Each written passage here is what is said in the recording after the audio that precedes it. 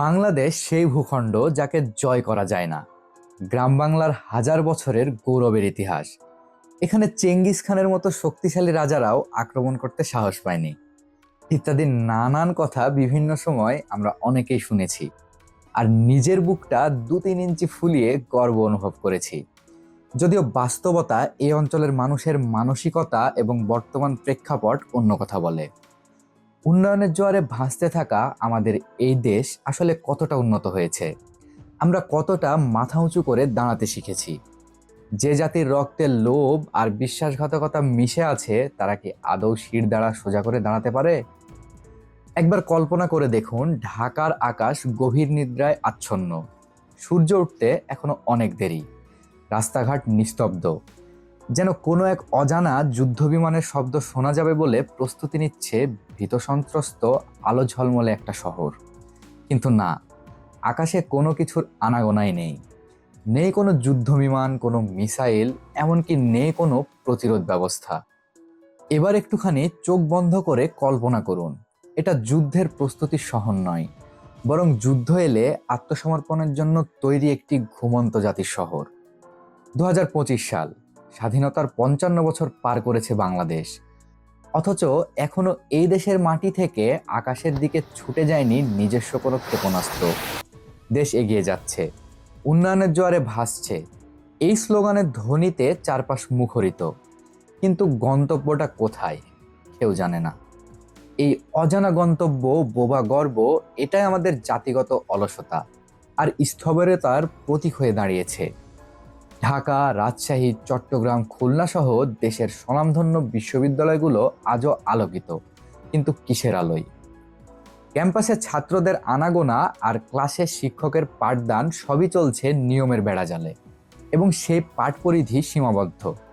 আছে জনগণের করের টাকায় বেতন পাওয়া হাজারো শিক্ষক, আছে গবেষণা কেন্দ্র, শুধু নেই একটু সদিচ্ছা এবং নতুন বাস্তবতা উদ্ভাবনের। নেই সে একজন বিজ্ঞানী যাকে গর্বের সাথে পরিচয় করিয়ে বলতে পারি তিনি বানিয়েছেন আমাদের প্রথম স্যাটেলাইট, আমাদের প্রথম ক্ষেপণাস্ত্র। বিশ্ববিদ্যালয়ের গবেষণাগারগুলো হয়ে উঠেছে সময় মতো অ্যাসাইনমেন্ট জমা দেওয়া আর ইন্টার্নশিপ সার্টিফিকেট জোগাড়ের ফ্যাক্টরি। এখানে উদ্ভাবন নয়, বেশি গুরুত্বপূর্ণ লাইন ঠিক আছে কিনা, এপিএ রেফারেন্স ফরম্যাট ঠিক আছে কিনা, এসব। আর এসব নিরর্থকতার মধ্যে ডুবে থাকে আমাদের বুদ্ধিভিত্তিক সম্ভাবনা। আমরা ভুলে গেছি নতুন আবিষ্কারের সাহস, ভুলে গেছি গবেষণা মানে এক ধরনের বিপ্লব, যা ক্ষেপণাস্ত্রের মতোই অজেয় কিছু তৈরি করতে পারে। বাংলাদেশে বিসিএস পাশ করা একটি বিশাল অলৌকিক ঘটনা। সমাজে যিনি বিসিএস ক্যাডার, তিনি এমন একজন হয়ে ওঠেন যাকে ঘিরে পাত্রীপক্ষ ভীষণ খুশি, আত্মীয় স্বজন গর্বিত। ফেসবুকে তার প্রোফাইল পিকচারে ঝলমলে ইউনিফর্ম, তার রুমে ঢুকলে মাথা নিচু করে কথা বলতে হয়।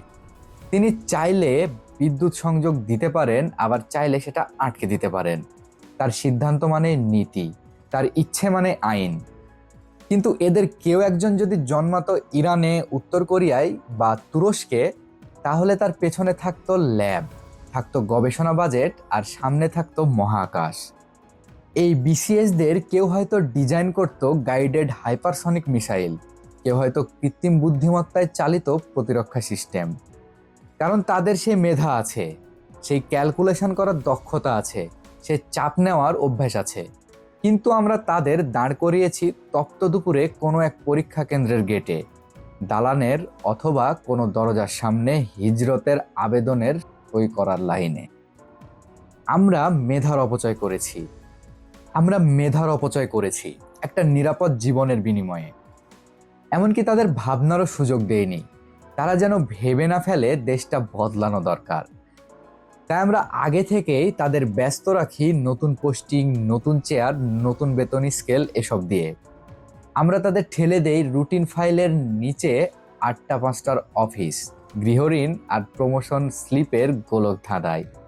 আমরা তাদের শিখিয়েছি অফিসার হয়ে থেকো, স্যার ডাক পাবে। শুক্রবার ঘুমাতে বললাম এসির নিচে, দেশের জন্য চিন্তা করতে বলিনি। কারণ আমরা তাদের বুঝিয়েছি তাতে লাভ নেই। এই যে সেরা মেধাবীদের আমরা গিলে ফেলি, এটা কোনো বাইরের শত্রু না, এগুলো আমরাই করি। নিজের হাতে সম্ভাবনার গলা টিপে মারি। আর সেটা এতটাই স্বাভাবিক হয়ে গেছে, আজ আর কেউ প্রশ্নও তোলে না। এই বিসিএসরা কিসের জন্য কাজ করছে? এটা খুবই নির্মম একটা বাস্তবতা। যদি আজ মিয়ানমার আমাদের সীমান্তে মিসাইল ছোড়ে, আমরা কি করব? আমাদের কি কোনো পাল্টা ব্যবস্থা আছে? আমরা কি শুধু বিবৃতি দেব, কিংবা কারো প্রত্যক্ষ বা পরোক্ষ সাহায্য ছাড়া ভারতের সামনে দাঁড়াতে পারবো কোনোদিন? আমরা জানি তা পারবো না। আমাদের আছে, ছিল শুধু স্লোগান আর জয় বাংলা স্টিকার। চারপাশে যখন যুদ্ধের দামামা বাজছে, অন্যায়ভাবে এক দেশ অন্য দেশে হামলা চালাচ্ছে, আমরা পড়ে আছি উন্নয়ন নিয়ে। যুদ্ধের বাস্তবতা মোকাবেলার মতো প্রযুক্তি, কৌশল বা মেধাবল এগুলো কি দরকার? কি দরকার ইরানের মতো শত্রুর সামনে মাথা নত না করে বীরের মতো মৃত্যুকে আলিঙ্গন করার? আমরা তো বেশ ভালোই আছি অন্যের পদলেখন করে। তার চোখে চোখ রেখে সত্যি বলার দুঃসাহস দেখানোর কি কোনো প্রয়োজন আছে? আমাদের এক শ্রেণীর বুদ্ধিজীবীরা আছে নিজের মতকে প্রতিষ্ঠিত করার হীন প্রচেষ্টায় লিপ্ত। অন্যদিকে তরুণরা একটা বিপ্লবের সূচনা করেও ব্যর্থ, কারণ তাদের ব্যর্থ করে দেওয়া হয়েছে। কারণ তারাও সমাজের স্রোতে গা ভাসিয়ে লোভের ফাঁদে পা দিয়েছে। তারা কোনো একটা লক্ষ্য নিয়ে বেশি দিন স্থির থাকে না। আমাদের সেনাবাহিনীতে সাহস আছে, প্রাণ আছে, কিন্তু তাদের পেছনে নেই সেই প্রযুক্তি, নেই নিজের তৈরি অস্ত্র। আমরা সব আমদানি করি, বুলেট থেকে রাডার পর্যন্ত। নিজের কিছুই নেই। আর এই না থাকা, এই নির্ভরশীলতাই সবচেয়ে ভয়ঙ্কর দুর্বলতা। ধরে নেওয়া যাক, কোনো শত্রু দেশ নিরাপত্তার দোহাই দিয়ে ঢাকার আকাশে একটি ব্যালিস্টিক মিসাইল পাঠালো। আমাদের কাছে কি সেই ক্ষণিক মুহূর্তে মিসাইলকে ঠেকানোর মতো হাইপারসনিক প্রতিরক্ষা ব্যবস্থা আছে? আমরা কি পারবো রাডার ডিটেকশন সিস্টেমে সেটাকে শনাক্ত করতে? নাকি আমরা শুধু অপেক্ষা করব বিস্ফোরণের শব্দ শোনার এবং কত প্রাণহানি ক্ষয়ক্ষতি হয়েছে সেটা নিয়ে ফেসবুকে ঝড় তোলার জন্য? বর্তমানের অবিবেচক পৃথিবী, যেখানে বিশ্ব নেতারা এক চোখে দেখে, নিজের নিরাপত্তার কথা বলে, অন্য স্বাধীনতায় নগ্ন হস্তক্ষেপ করে। এখানে কোনো বন্ধু নেই, সবই স্বার্থ। একজনের ওপর আক্রমণ হলে অপরজন চেয়ে চেয়ে দেখবে, অথচ সে জানেও না পরবর্তী লক্ষ্যবস্তুতে সেই নিজেই পরিণত হয়েছে। অথচ আশা করবে সে বিপদে পড়লে অন্যরা তার পাশে থাকবে। চাচা, আপন প্রাণ বাঁচা। এই নীতি নিয়ে বিশ্ব নেতা যখন ব্যস্ত, তখন পৃথিবীর কোনো এক কোণে কেউ হয়তো প্রতিবাদের ঝড় তুলছে, কিন্তু কোথায়? এই প্রশ্নগুলো কেবল কল্পনায় নয়, এগুলো কঠিন বাস্তবতা। কারণ আন্তর্জাতিক ভূ রাজনীতির বুনন ক্রমে কঠিন থেকে কঠিনতর হয়ে উঠছে। মিয়ানমার, চীন, ভারত, এমনকি ভারত মহাসাগরীয় অঞ্চলে নতুন নতুন সামরিক ঘাঁটি গড়ে তুলছে আন্তর্জাতিক শক্তিগুলো। বাংলাদেশ নিজেদের দাবি করে দক্ষিণ এশিয়ার ভৌগোলিকভাবে গুরুত্বপূর্ণ অবস্থানে থাকার, অথচ সেই বাংলাদেশের প্রতিরক্ষা ব্যবস্থা এখনো আমদানিকৃত অস্ত্র, বিদেশি প্রযুক্তি আর আমলাতান্ত্রিক অনুমোদনের অপেক্ষায়। এমনই জটিলতা, এমনই অবকাঠামো তৈরি করা হয়েছে, একটা ছোট্ট অনুমোদনের জন্য একটা ফাইলকে ঘুরতে হয় মাসের পর মাস, অপেক্ষা করতে হয় কাঙ্ক্ষিত একটা সিগনেচারের। যদি সাইবার আক্রমণ হয়, আমাদের ইন্টারনেট অবকাঠামো কতক্ষণ সেটা সামাল দিতে সক্ষম? যদি সামুদ্রিক কোনো ড্রোন আমাদের জাহাজে লক্ষ্য করে ছুটে আসে, আমরা কি সেটা প্রতিরোধ করতে পারবো? এই প্রশ্নগুলো কেবল একজন দুইজনের নয়, এটা গোটা জাতির অস্তিত্বের প্রশ্ন। সবচেয়ে ভয়ঙ্কর ব্যাপার হলো, এই প্রশ্নগুলোর উত্তর জানা তো দূরের কথা, এমন কেউ নেই যার অন্তরে এই ভাবনাটা আছে। এমনকি আমরা জানার ইচ্ছাও রাখি না, কারণ এগুলো নিয়ে ভাবলে হয়তো নতুন বাজেট চাইতে হবে, গবেষণায় টাকা দিতে হবে, তরুণদের হাতে প্রকল্প তুলে দিতে হবে। আর আমাদের দেশের প্রেক্ষাপটে সেটা তো খুব ঝুঁকির কাজ। আপনারা অনেকেই এই ভিডিও দেখতে এসেছেন কিছু অকাট্য প্রমাণ আর পরিসংখ্যান জানার জন্য। কেউ আবার এটা গবেষণা করে বের করবেন কার স্ক্রিপ্ট চুরি করা হয়েছে, কোথা থেকে এসব তথ্য পেয়েছি, ইত্যাদি ইত্যাদি। অথচ স্বাধীন সার্বভৌমত্বের ফেনাতোলা বুদ্ধিজীবীগুলোই দেশের সার্বভৌমত্ব অন্যের হাতে তুলে দিয়েছে। বর্তমানে পৃথিবী যখন ভয়াবহ যুদ্ধের দ্বারপ্রান্তে এসে দাঁড়িয়ে, এখনো কিছু মানুষ ফতোয়া খুঁজে বেড়াচ্ছে। একটু কান পাতলেই শুনতে পাবেন নানান গুঞ্জন। আসলে এসবই কাপুরুষতার পরিচয় বহন করে, নিজের ব্যর্থতা ঢাকতে অন্যের দোষ খুঁজে গা বাঁচিয়ে চলার এক ঘৃণ্য চেষ্টা। একটু সাহস থাকলে কি হতে পারত? দেখা যেত 2025 সালে বাংলাদেশের আকাশে নিজস্ব উপগ্রহ উৎক্ষেপণ। হয়তো অদূর ভবিষ্যতে কোনো এক বিজ্ঞানী বলতেন, এটা আমি বানালাম আমার দেশের জন্য। হতে পারত বিশ্ববিদ্যালয়ের গবেষণা কক্ষগুলো এক একটি আবিষ্কারের ফ্যাক্টরি। দেশের মেধাবী শিক্ষার্থীরা শুধু বিসিএস পাসের জন্য না পড়তে পারত আকাশ প্রতিরক্ষা কৌশল, অস্ত্র পরিকল্পনা, সম্ভাব্য যুদ্ধের প্রস্তুতি সম্পর্কে। হতে পারত এক একজন তরুণ বিজ্ঞানী ডিজাইন করতেন ড্রোন, স্যাটেলাইট অথবা সাইবার নিরাপত্তার জন্য নিজস্ব ফায়ারওয়াল প্রযুক্তি। আমরা পারতাম যদি চাইতাম, কিন্তু আমরা সেই ইচ্ছেটাকে গলা টিপে মেরে ফেলেছি। আমরা সাহস হারিয়েছি। সাহস মানেই তো ঝুঁকি। আমরা নিরাপদ থাকতে ভালোবাসি লাইনে দাঁড়িয়ে ফর্ম পূরণ করতে, ব্যাংকে চালানের টাকা জমা দিতে, ভালোবাসি প্রমোশন পেতে, স্বপ্ন নয় নিশ্চিত বেতন।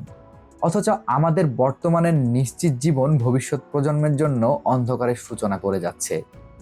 কেউ কি ভাবার চেষ্টা করেছি এই জাতির সাহস হারিয়েছে সেই দিন যেদিন তাদের তরুণদের বুঝিয়েছিল গবেষণা করে কি হবে? সেই দিন যেদিন বাবা তার ছেলেকে বলেছিল, তুই বিসিএস দে, টেস্ট নিয়ে মাথা ঘামাতে হবে না।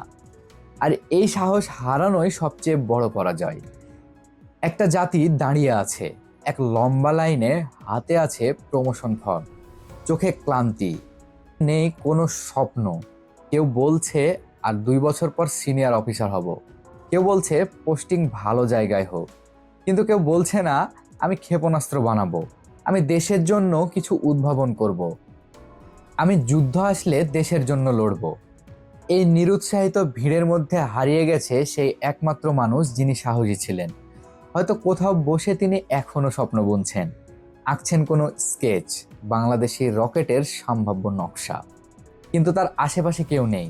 দেশ এগিয়ে যাচ্ছে ঠিকই, কিন্তু সেই এগিয়ে যাচ্ছে শুধু প্রমোশনের তালিকার দিকে। ক্ষেপণাস্ত্র নয়, রিসার্চ নয়, টেকনোলজি নয়। এই দেশের গর্ব এখনো শুধু একটা সাদা অফিস কাগজে সার্টিফাইড গ্যাজেটেড অফিসার লেখায়। আমরা যে আসলে হেরে গেছি সেটা বুঝতেই পারছি না। কারণ আমাদের হার আসেনি গোলার আঘাতে বা যুদ্ধের পরাজয়ে। আমাদের পরাজয় এসেছে একটা ফর্ম ফিল আপের লাইনে, যেখানে সবাই দাঁড়িয়ে প্রমোশনের অপেক্ষায়।